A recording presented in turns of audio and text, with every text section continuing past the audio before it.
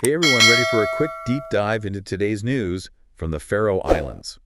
We've got a whole stack of reports here covering politics, sports, even a little bit about the weather. Yeah, it's pretty amazing how much is happening even on what seems like a regular December day. Exactly, and we're going to give you the facts nice and quick so you can stay in the know. Absolutely no frills, just the need to know info. So let's jump right into it. We'll start with the political scene.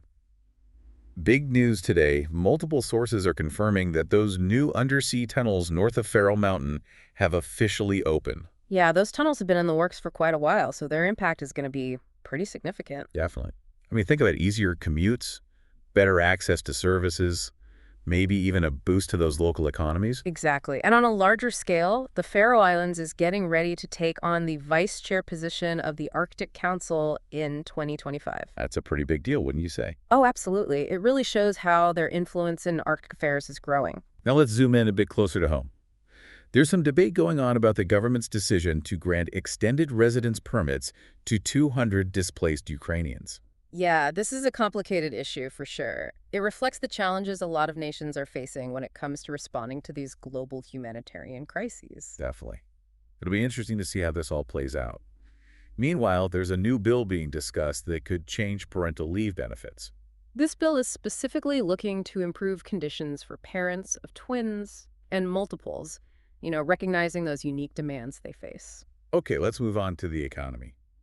Banki just announced that they're decreasing interest rates. This is following a similar move by the Danish National Bank, but Bank is doing things a little differently.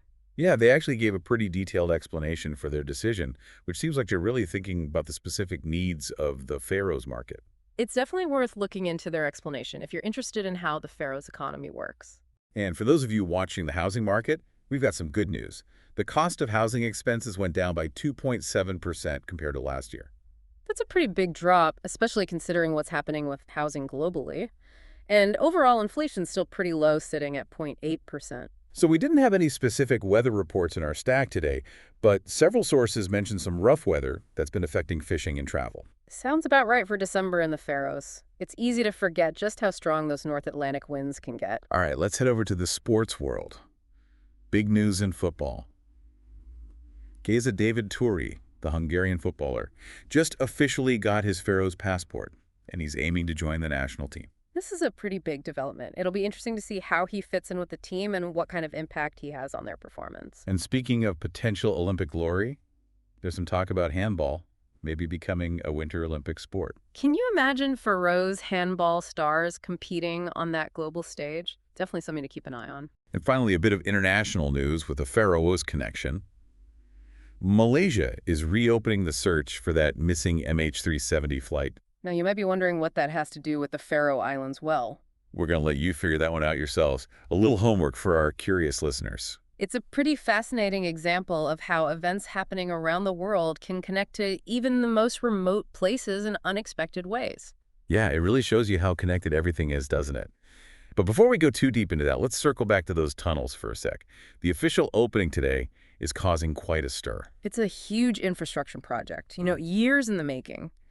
And people are definitely excited to see how it's going to change travel and just connecting those northern regions. Yeah, just imagine all the possibilities, faster commutes, easier to get goods and services, maybe even a little economic boom for those communities. It was more than just convenience, though, right? Oh, for sure. These tunnels are a sign of progress, development for the whole Faroe Islands. They show a real commitment to better infrastructure connecting communities, which can have a ripple effect across all kinds of sectors. And speaking of the Faroe Islands making waves on the global stage, their upcoming role as vice chair of the Arctic Council is pretty noteworthy. Definitely. It shows they're getting more and more involved in Arctic affairs. It'll be interesting to see what they focus on during their time. With their location and all their expertise in marine resources, I wouldn't be surprised if sustainable fishing and protecting the environment in the Arctic are high on their list. Absolutely. Their perspective on climate change and how it affects the Arctic will be really valuable. Now, switching gears to something a little closer to home, the debate about extending residence permits for those displaced Ukrainians is sparking some strong opinions. It's a tricky situation. It brings up all these questions about immigration policies, humanitarian aid, and the long-term effects of integrating newcomers into a society that's relatively small and homogenous. It'll be fascinating to see how the government handles these challenges and what solutions they come up with. Meanwhile, back on the home front, that proposed bill to change parental leave benefits is getting some attention. It's great to see a focus on supporting families, especially those with multiples.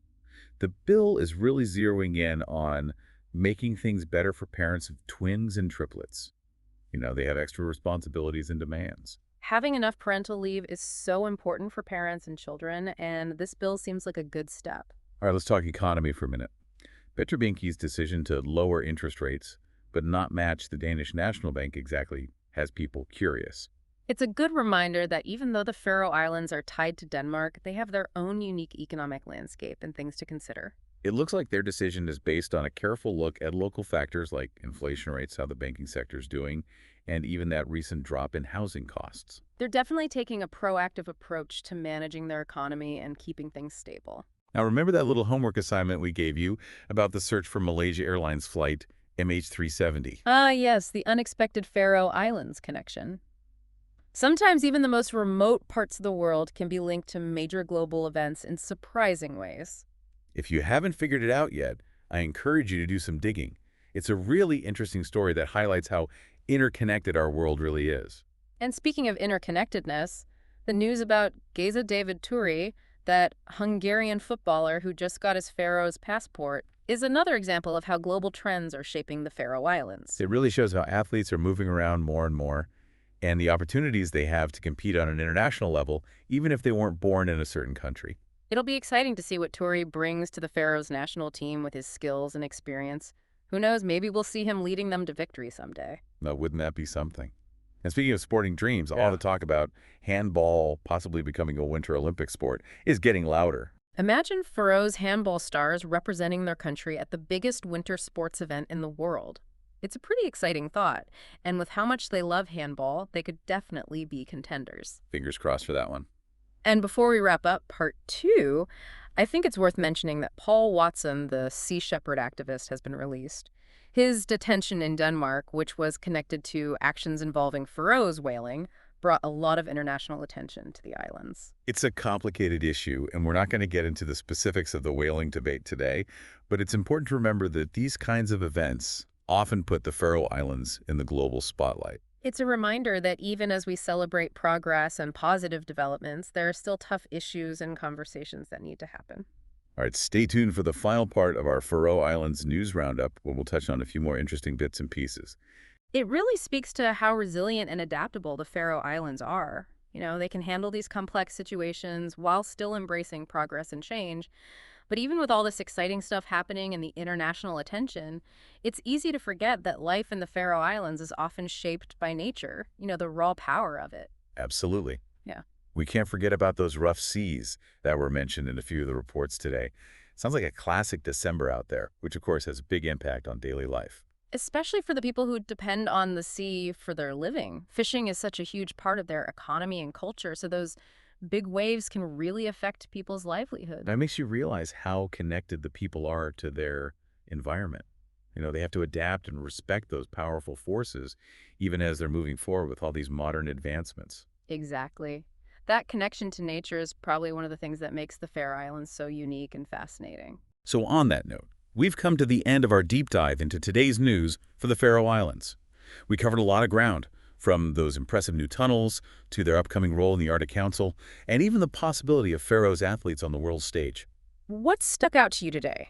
Was it the economic stuff, the political debates, or maybe those rough seas reminding us of how powerful nature can be? Every day brings something new, and there's always something interesting going on in the Faroe Islands. What are you going to explore further? Let us know. Maybe your curiosity will inspire our next deep dive. Until then, stay curious.